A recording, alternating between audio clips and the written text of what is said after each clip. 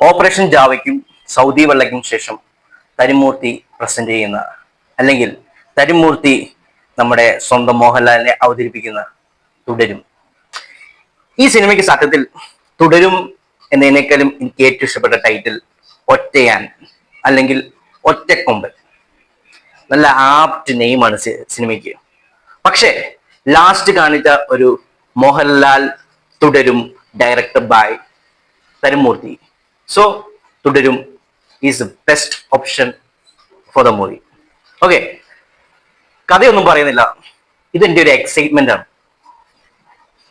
മോഹൻലാൽ നായക വേഷത്തിൽ തകർത്താടിയപ്പോൾ പ്രകാശ് വർമ്മ എന്നൊരു പുതുമുഖ നായകൻ വില്ലനായിട്ട് അഴിഞ്ഞാടിയ ഒരു ഫാമിലി ഡ്രാമ എന്ന് തരുമൂർത്തി വിശേഷിപ്പിച്ച ദ വൺ ടൈം വണ്ടർ, മലയാള സിനിമയുടെ വൺ ടൈം വണ്ടർ എന്ന് ഞാൻ പറയും.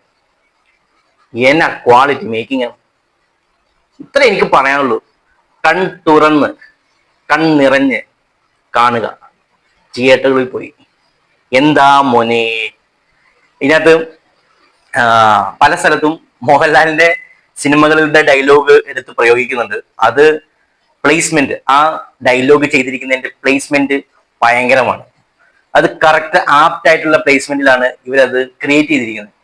പിന്നെ സ്റ്റാർട്ടിങ്ങിൽ തൊട്ടുള്ള ഒരു നറേഷൻ, ഫസ്റ്റ് ഹാഫ് കഴിയുമ്പം അംബാസിഡർ കാറിന്റെ ഗിയർ ഷിഫ്റ്റ് ചെയ്യുന്ന പോലെയാണ് നൈസായിട്ട് നറേഷൻ ഷിഫ്റ്റ് ചെയ്ത് വേറൊരു ലെവലിലേക്ക് സിനിമ കൊണ്ടുപോയി.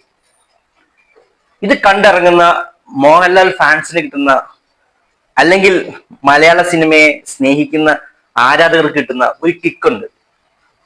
ലൂസിഫർ എന്ന സിനിമ പൃഥ്വിരാജ് ഡയറക്ട് ചെയ്ത് ഇറക്കിയപ്പം നമുക്ക് കിട്ടിയ ഒരു കിക്ക്, സെയിം അനുഭവം എനിക്ക് ഈ സിനിമ കണ്ടിറങ്ങിയപ്പോൾ ഉണ്ടായി. കാരണം തരുമൂർത്തി ഇന്റർവ്യൂസിലൊക്കെ പറഞ്ഞിരിക്കുന്ന പോലെ the rise the sleeper cells, മോഹൻലാലിന്റെ ബഹുഭൂരിപക്ഷമുള്ള സ്ലീപ്പർ സെൽസ് ആയിട്ടുള്ള ഫാൻസിനെ എൻഗേജ് ചെയ്യിപ്പിക്കുക, അതായിരുന്നു പുള്ളിയുടെ ഉദ്ദേശം. And he has done it. പുള്ളി അത് ചെയ്തിട്ടുണ്ട് നന്നായിട്ട്. എനിക്ക് തോന്നുന്നു സുനിലേട്ടന്റെ സ്ക്രിപ്റ്റില് തരുമൂർത്തിയെ പ്രസന്റ് ചെയ്യാൻ കാണിച്ച ആ ഡയറക്ഷൻ കൊടുക്കാൻ കാണിച്ച ആ മനസ്സ്, അവിടെയാണ് ഈ സിനിമയുടെ വിജയം. It's A super family drama movie after ദൃശ്യം. ആ ദൃശ്യത്തിലുള്ള ജോർജ് കുട്ടിയുടെ ഒരു കഥയുടെ ഷിഫ്റ്റ് ഷൺമുഖവും ആവർത്തിച്ചിട്ടുണ്ട്. സോ എനിക്ക് ഇത്ര മാത്രമേ നിങ്ങളോട് പറയാനുള്ളൂ. തിയേറ്ററുകളിൽ മിസ്സാകാതെ ഈ സിനിമ കാണുക, എൻജോയ് ചെയ്യുക. ഒറ്റയാനെ അല്ലെങ്കിൽ ഒറ്റക്കൊമ്പന്റെ പ്രകടനം നേരിട്ട് കാണുക. ആ ടൈറ്റിൽ കാർഡുകളും പിന്നെ ലാസ്റ്റ് എൻഡിങ്ങിലെ പോർഷനും എല്ലാം സൂപ്പറായിട്ട് ചിത്രീകരിച്ച തരുമൂർത്തിക്ക് നന്ദി. ഒരു മോഹൻലാൽ ആരാധകൻ, അല്ലെങ്കിൽ മലയാള സിനിമയുടെ ആരാധകൻ എന്ന നിലയിൽ thank you so much for the beautiful movie. ഒരു പ്രൊമോ സോങ് ഇറങ്ങാനുണ്ട്, അതിന്റെ അപ്ഡേറ്റ് ഒന്നും കണ്ടില്ല. മേ ബി ഇവരൊരു ഒരാഴ്ചക്കുള്ളിൽ അല്ലെങ്കിൽ 2 ദിവസത്തിനുള്ളിൽ ഇറക്കി വിടുമെന്നാണ് എൻ്റെ ഒരു പ്രതീക്ഷ. ഞാൻ ആ സിനിമയ്ക്കുള്ളിൽ നോക്കിയിരുന്നു.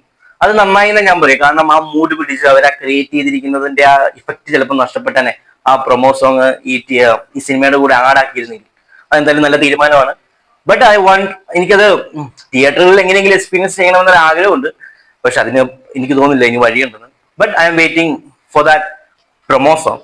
എന്തോ വലിയ സംഭവമാണെന്നൊക്കെ പറഞ്ഞിട്ടുണ്ട്. നോക്കണം, കാണണം. അപ്പം തിയേറ്ററുകളിൽ പോയി തുടരും കണ്ണിറഞ്ഞ് കൺ തുറന്ന് കാണുക. അപ്പം ബൈ.